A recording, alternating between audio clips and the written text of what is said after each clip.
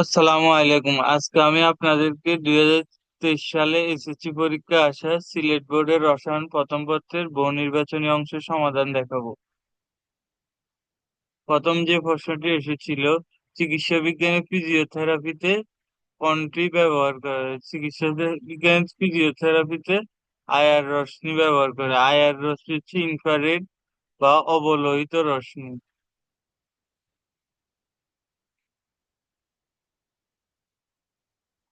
2 নম্বর প্রশ্ন যেটি এসেছিল, A B C n-1 s1 ns2 nn3 4, এখানে n এর মান দেওয়া আছে 2, সুতরাং এটা হচ্ছে যে 1s1 বা হাইড্রোজেন।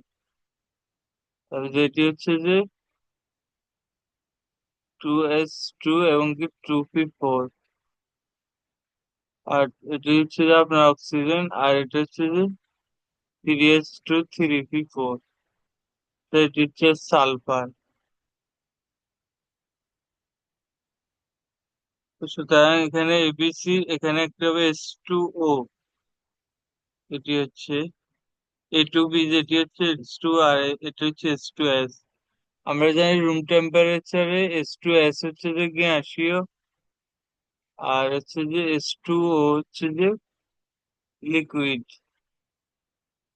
A2B এবং A2C বোধ অবস্থার ভিন্নতার কারণ কি? কারণ এটাতে হাইড্রোজেন বন্ধন, হাইড্রোজেন বন্ড উপস্থিত, 4টা হাইড্রোজেন বন্ধন আছে, ওই কারণে লিকুইড। তো সুতরাং এখানে সঠিক অ্যান্সার হাইড্রোজেন বন্ধন।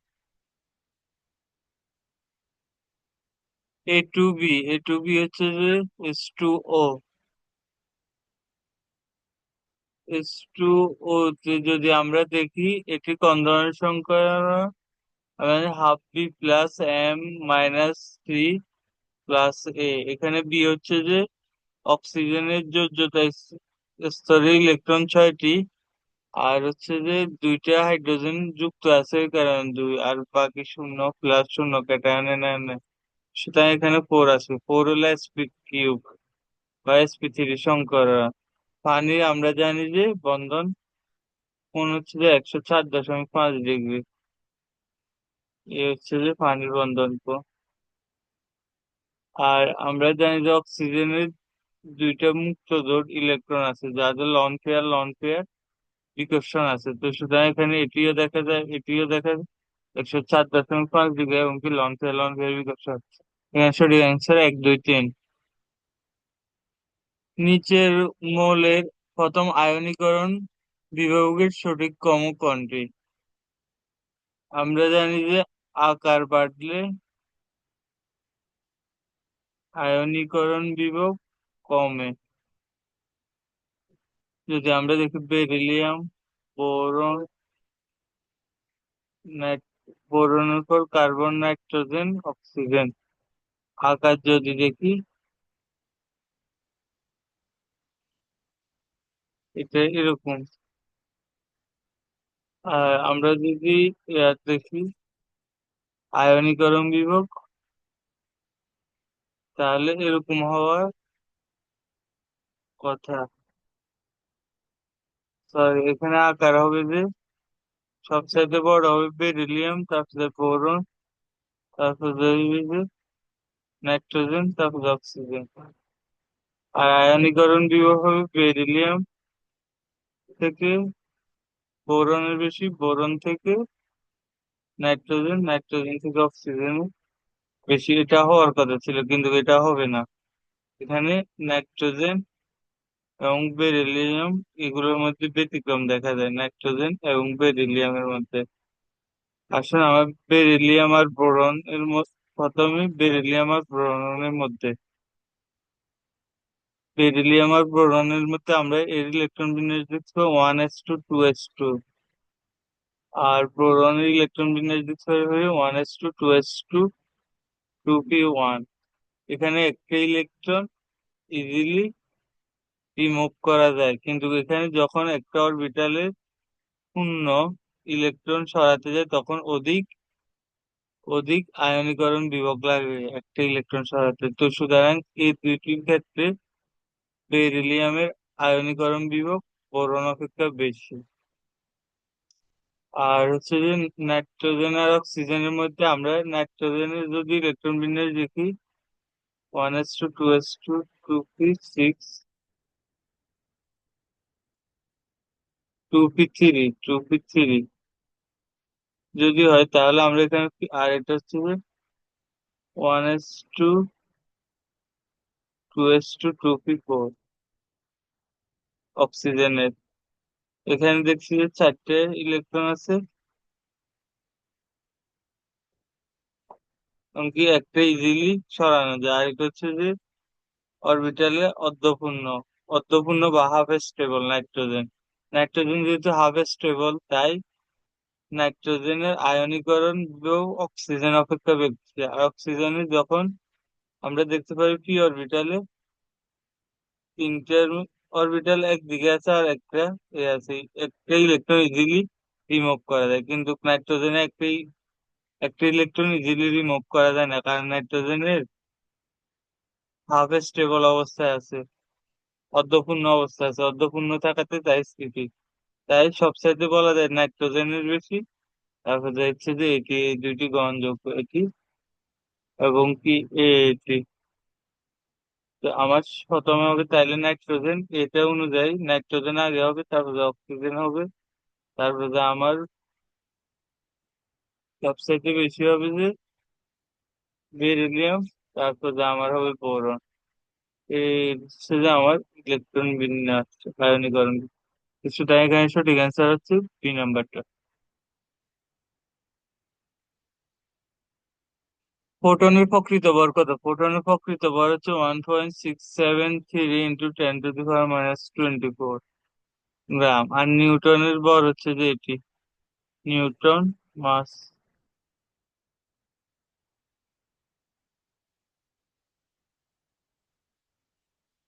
আমরা জানি কোনটি পশম অক্সাইড। আমরা যদি এখানে দেখি, এটাতে দেখি, এটাতে দেখি, এগুলোতে যদি দলীয় দ্রবণ দেওয়া হয়, এখানে নাইট্রাস অক্সাইড উৎপন্ন হয়, এখানে নাইট্রিক অ্যাসিড উৎপন্ন হয়, আর এখানে নাইট্রাস এবং কি নাইট্রিক অ্যাসিড দুইটি উৎপন্ন হয়।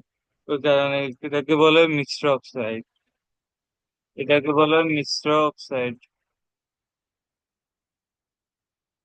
কিন্তু আমি যদি এটাতে পানি দিই, নাইট্রাস অক্সাইডে যদি, মনোক্সাইডে যদি পানি দিই, তাহলে এটা সলুবল, অর্থাৎ এটা দ্রবণীয়। এটা দ্রবণীয় হওয়াতে এটাকে পশম অক্সাইড বলা হয়। আর এটা থেকে যদি উৎপন্ন হতে হয় তখন অক্সিজেনের মাধ্যমে, তখন NO2 এর ফলে তারপরে নাইট্রাস অক্সাইড উৎপন্ন হয়।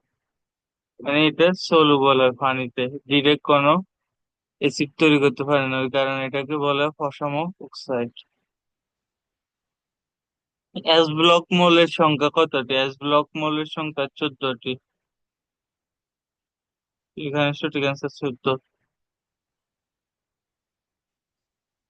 পরমাণুর তৃতীয় শক্তির স্তরে ঘূর্ণনরত ইলেকট্রনের কৌণিক ভরবেগ কত? আমরা জানি কৌণিক ভরবেগ সমান NH সমান 2π। তো সুতরাং এখানে যদি n এর মান 3, যেহেতু তৃতীয় শক্তির স্তর বলতে তাই 3s/2π।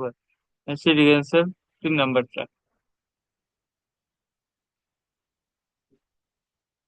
কোনটি উভধর্মী অক্সাইড? অ্যালুমিনিয়াম অক্সাইড এবং কি বেরিলিয়াম অক্সাইডকে বলা হয় উভধর্মী অক্সাইড। তাই এখানে সঠিক অ্যান্সার হচ্ছে অ্যালুমিনিয়াম অক্সাইড। এটাও আপনার হচ্ছে যে বেসিক, এটাও বেসিক অর্থাৎ ক্ষারীয়, এটাও বেসিক। আমরা যদি দেখি এখানে 60 ডিগ্রি সেলসিয়াস তাপমাত্রায়, 50 ডিগ্রি সেলসিয়াস তাপমাত্রা হচ্ছে 60, আর হচ্ছে 25 ডিগ্রি সেলসিয়াস তাপমাত্রা 40। 200 গ্রাম অ্যামোনিয়াম ক্লোরাইড সম্পৃক্ত দ্রবণে 50 ডিগ্রি সেলসিয়াস থেকে 25 ডিগ্রি সেলসিয়াস করা হলে ক্লাসিত হবে, অ্যামোনিয়াম ক্লোরাইড ক্লাসিত হবে কত? আমরা যদি প্রথম 25 ডিগ্রি সেলসিয়াসে দেখি, তাহলে দ্রাব্যতা হচ্ছে যে 40। আর যদি আমরা 60 ডিগ্রি সেলসিয়াসে দেখি, দ্রাব্যতা দেখি আমরা কত? 60। দ্রব 40, লব 60, দাবক হচ্ছে যে 100, এখানে 100, লবণ 140, লবণ এখানে হচ্ছে যে 160, 160। এটা হচ্ছে আমার ফার্স্ট স্টেপ। এবার যদি আমি দেখি 160 গ্রাম সম্পৃক্ত লবণে ক্লাসিত হয়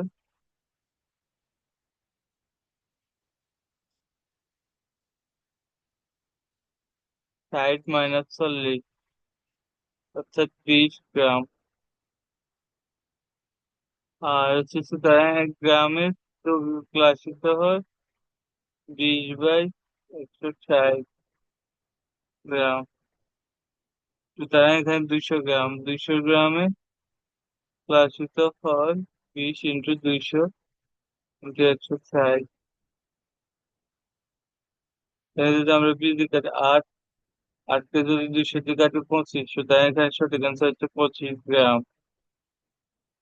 সঠিক অ্যান্সার ক নাম্বারটা 25 গ্রাম।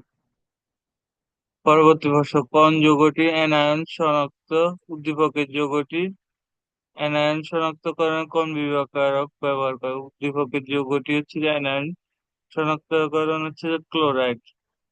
অ্যামোনিয়াম প্লাস এবং ক্লোরাইড শূন্য করা, ক্লোরাইড উৎপাদনে সিলভার নাইট্রেট এবং অ্যামোনিয়াম হাইড্রোক্সাইড ব্যবহার করা। আর হচ্ছে যে এটি দিয়ে আয়রন শনাক্ত করানো হয়। আর এখানে এটা দিয়ে হচ্ছে ন্যাসলার অ্যামোনিয়াম শনাক্ত করা হয়। এটা হচ্ছে ন্যাসলার বিক্রিয়ক, সি নাম্বারটা। 5 × 10⁻³ মোলার H2SO4 এর পিএইচ কত? আমরা যদি দেখি H2SO4 2H plus SO4 2 minus, 5 × 10⁻³ 2 × 5 × 10⁻³ সমান 10⁻²। এটা যদি আমরা এত বসাই, পিএইচ সমান মাইনাস লগ হাইড্রোজেন আয়নের ঘনমাত্রা সমান লগ, আমরা যদি দেখি 10⁻², এখানে আরো মাইনাস হচ্ছে, সুতরাং সঠিক অ্যান্সার তো নিচের কোনটি অ্যাসিডিক তীব্রতা অধিক? আমরা যদি এটা দেখি +5, এটা হচ্ছে +6 কেন্দ্রীয় মৌলের যার মান, এটা হচ্ছে +7, এটা হচ্ছে +5। কেন্দ্রীয় মৌলের যার মান যার বেশি তাকে সে তত বেশি তীব্র অ্যাসিড, অ্যাসিডের তীব্রতা তার তত বেশি অধিক। তাই এখানে সঠিক অ্যান্সার গ নাম্বারটি। ভিনেগারের বৈশিষ্ট্য কোনটি? ভিনেগারের বৈশিষ্ট্য হচ্ছে ব্যাকটেরিয়ার জন্য প্রতিকূল পরিবেশ সৃষ্টি করা। আর হচ্ছে পিকলিং প্রক্রিয়ায় ভিনেগার সংরক্ষণ করা হয়। ভিনেগার ভিনেগার সংরক্ষণ পদ্ধতিকে বলা হয় পিকলিং। আর হচ্ছে যে এখানে বলা হয় তেল ও চর্বির জারণ করে, এটি করে না। তো সুতরাং এখানে সঠিক অ্যান্সার 1 ও 2। মানব রক্তে কোন বাফার দ্রবণ বিদ্যমান? Bicarbonate buffer. Ammonium hydroxide, sulphuric acid, phosphoric acid, না এটা বাইকার্বনেট বাফার। হ্যাঁ সঠিক। রাসায়নিক সাম্য অবস্থার বৈশিষ্ট্য কোনটি? বিক্রিয়ার সমাপতি না বিক্রিয়ার দুই দিক থেকে সুগম্যতা থাকবে, বিক্রিয়া উভমুখী হবে, তাহলে প্রভাবকের ভূমিকাহীনতা থাকবে, কোনো প্রয়োজনীয়তা নেই। আর যে সাম্যের স্থায়িত্ব এটি থাকে। তো সুতরাং এখানে সঠিক অ্যান্সার ডি নাম্বারটি বা 4 নাম্বারটি। A2+3 B2 গ্যাসীয় অবস্থায় 2AB3 বিক্রিয়ায় কেপি ও কেসি এর মান কত? আমরা জানি কেপি সমান কেসি আর টি ডেল এন। এখানে ডেল এন হচ্ছে যে N2 - N1। N2 হচ্ছে যে উৎপাদ মোট মোল, আর হচ্ছে যে N1 হচ্ছে বিক্রিয়ক মোট মোল। আমরা যদি উৎপাদ ও বিক্রিয়কের মোট মোলের পার্থক্য দেখি, তখন সেটিকে তো বলা হয় ডেল এন। এখানে উৎপাদে আমরা মোট মোল দেখি 2 মোল, আর বিক্রিয়ক 2 মোল দেখি 3 মোল। তো সুতরাং এখানে -1, সরি বিক্রিয়ক মোট মোল হচ্ছে 3, 1, 4, তাই এখানে হবে 4। তো সুতরাং এখানে আসবে -2।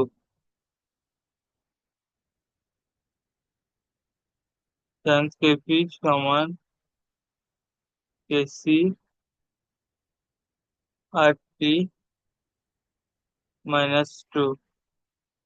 কেপি, এটা হচ্ছে কেসি সমান কেপি আর টি -2, না হবে না। কেপি সমান কেসি আর টি -1, এটা হবে না। এটাকে যদি আমরা গোছাই লিখি কেসি সমান কেপি আর টি স্কোয়ার, এটি লেখা যায়।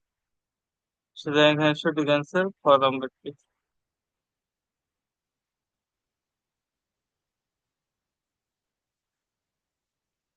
কোন পরমাণুর তৃতীয় শক্তি স্তরের জন্য এম এর মান কতটি?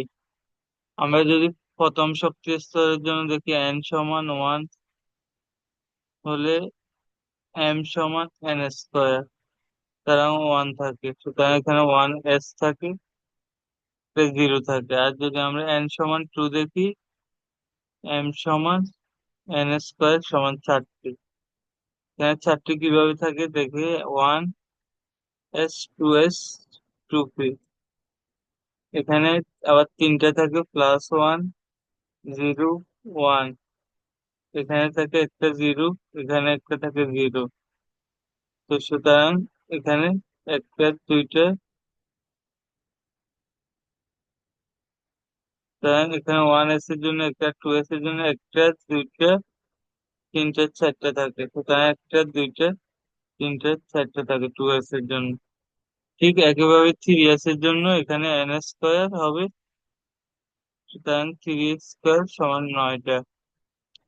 আমরা যদি এটা দেখি 3s, 3p, 3d। এখন m সমান হচ্ছে যে +l থেকে -l, আর l এর মান যদি 0 হয়, s 1 হলে পি, আর হলে ডি হলে 2। এস এর জন্য হচ্ছে তাহলে 0, তো সুতরাং একটা, আর পি এর জন্য হবে তাহলে পির মান যেহেতু 1, তাহলে 3টা হবে। সুতরাং একটা, দুইটা, তিনটা, +1, 0, -1, এখানে 0। আর এখানে ডি এর জন্য হবে 5টা।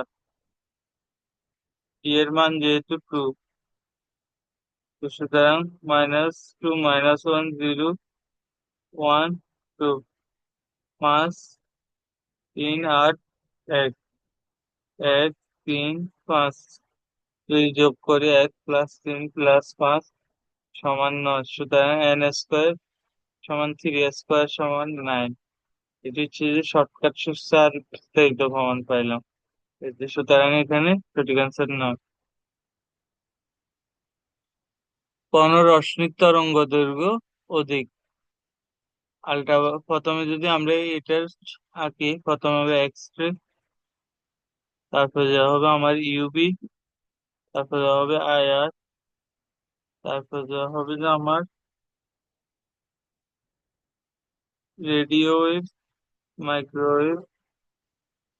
তো সুতরাং আমি যদি এর আগে আঁকি, মহাজাগতিক গামা রশ্মি পাওয়া যাবে, তারপরে দেওয়া হবে যে আমার এর আগে আছে মহাজাগতিক রশ্মি। তো সুতরাং এখানে আমার সবচাইতে বড় রশ্মি হচ্ছে যে বাইটতেছে তরঙ্গ দৈর্ঘ্য ক্রমান্বয়ে, মাইক্রোওয়েভ। কোনটি অধিকতর সমযোজী? চার্জ বাড়লে সমযোজী ধর্ম বাড়ে। ক্যাটায়নের আকার ক্ষুদ্র হলে বা কমলে সমযোজী বাড়ে। যদি দেখি এখানে +1, +1, +2, +2, সুতরাং এরা কম সমযোজী। এই এই দুইটা, সোডিয়াম ক্লোরাইড এবং পটাশিয়াম ক্লোরাইড। আসুন বেরিয়াম ক্লোরাইড আর হচ্ছে ম্যাগনেসিয়াম ক্লোরাইডের মধ্যে আকারে সবচাইতে বড় হচ্ছে ম্যাগনেসিয়াম, আর হচ্ছে যে বেরিলিয়াম ছোট। বেরিলিয়াম যেহেতু ছোট আকারে, সেহেতু তার সমযোজী ধর্ম বাড়বে, কারণ ক্যাটায়নের সমযোজী ধর্ম বাড়ে, তো সুতরাং এখানে সঠিক অ্যান্সার বেরিলিয়াম। নেসলার বিকারক ব্যবহার করা হয় নিচের কোন আয়ন শনাক্তকরণ, অ্যামোনিয়াম। আর সোডিয়াম আয়ন শনাক্তকরণে ব্যবহার করা হয় পটাশিয়াম পাইরোঅ্যান্টিমোনেট। নিচের কোনটি অ্যান্টিঅক্সিডেন্ট? সোডিয়াম বেনজোয়েট হবে না, তারপরে হচ্ছে যে বিটা ক্যারোটিন হচ্ছে যে হবে। বিটা ক্যারোটিন হচ্ছে যে আমাদের অ্যান্টিঅক্সিডেন্ট, এছাড়া আরো অনেক অ্যান্টিঅক্সিডেন্ট আছে, পি এইচ টি, তাদের P H A, T B H Q,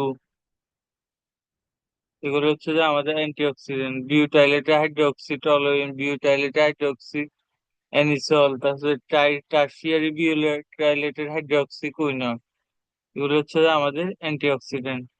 সুতরাং এখানে বিটা ক্যারোটিন হচ্ছে আমাদের অ্যান্টিঅক্সিডেন্ট। পিসিএল 5 এবং পিসিএল3 বিক্রিয়ায় 25 ডিগ্রি সেলসিয়াস তাপমাত্রায় 3 ATM সালফার পিসিএল 5 এর 80% বিয়োজিত হয়। তো সুতরাং উদ্দীপক কেপি এর মান কত? আমরা যদি দেখি পিসিএল 5 পিসিএল3 প্লাস CL2, এখানে যদি আমরা 0 0 0 1 - আলফা আলফা থাকনো অবস্থায় আমরা যদি মোট হিসাব করি, তাহলে হয় 1 - আলফা প্লাস আলফা সমান 1 + আলফা। সুতরাং পিপিসিএল 5 সমান, আমরা দেখতে পারি 1 - আলফা/1 + আলফা ইন্টু পি, তাহলে PCl2 আলফা/1 + আলফা ইন্টু পি, আর পিপিসিএল থ্রি দেখতে পারি 1 আলফা/1 + আলফা ইন্টু পি। এখানে আমাদের এটা যাওয়ার পরে এবার আছে আমাদের কেপি এর মান হবে PPCl 5, PPCl3 ইন্টু PPCl2 উৎপাদক বিক্রিয়ক, আর হচ্ছে PPCl 5।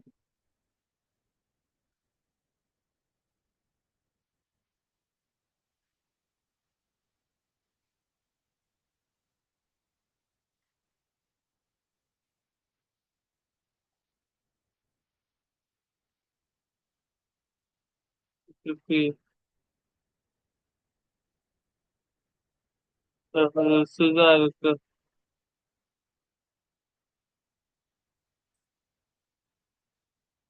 1 - আলফা ইন্টু,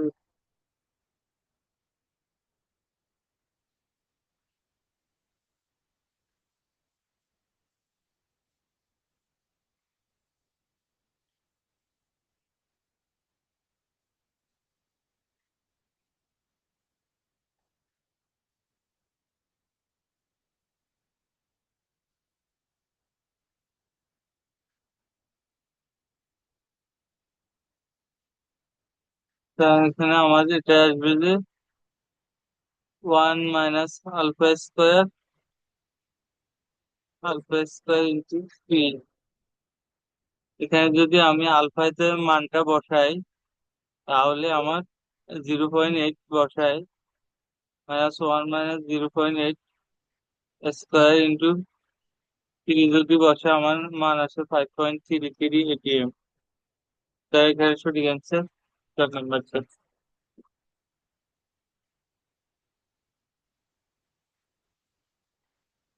এখানে বলছি উদ্দীপকের ক্ষেত্রে আংশিক চাপ 0.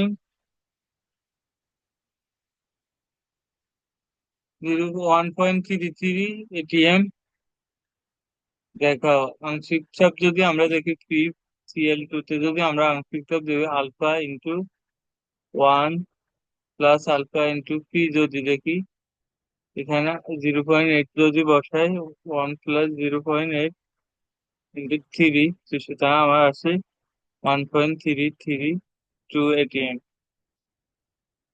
আর যদি আমার এটা আসে এখানে PCl5 এর মোল ভগ্নাংশ আমরা জানি আংশিক চাপ হচ্ছে যে আমার PPCl5 এটি আর হচ্ছে যে আমার মোল ভগ্নাংশ হচ্ছে যে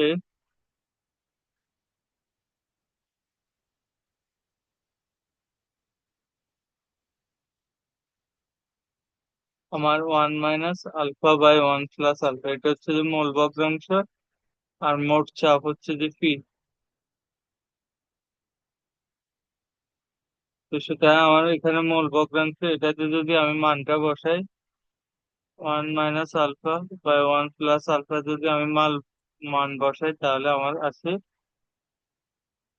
0.2 এবং কি 0.1.8 এখানে আমার মান আছে 1.8 0.1111 সুতরাং এটিও ঠিক আছে এই দুইটি মান ঠিক আছে চাপ বৃদ্ধি করলে PCl3 এর উৎপাদন কমে আমি যদি চাপ বৃদ্ধি করি এই যে আমার উৎপাদ আছে 2 মোল আর বিক্রিয়ক আছে 1 মোল আমি যদি চাপ বাড়াই তাহলে আমার বিক্রিয়া পশ্চাৎমুখী হবে PCl5 বাড়বে PCl3 কমবে অর্থাৎ আমার বিক্রিয়ক বাড়বে উৎপাদ কমবে অর্থাৎ PCl3 কমবে তাই এটিও থ্রি ঠিক সুতরাং এখানে সঠিক আছে 1 2 3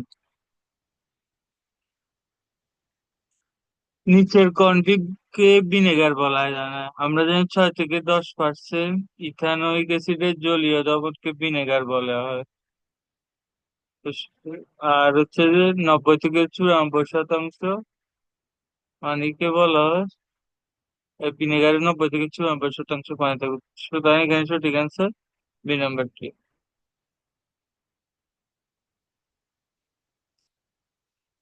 আসসালামু আলাইকুম আজকে এ পর্যন্ত সবাই ভালো থাকুন সুস্থ থাকুন এটাই কাম্য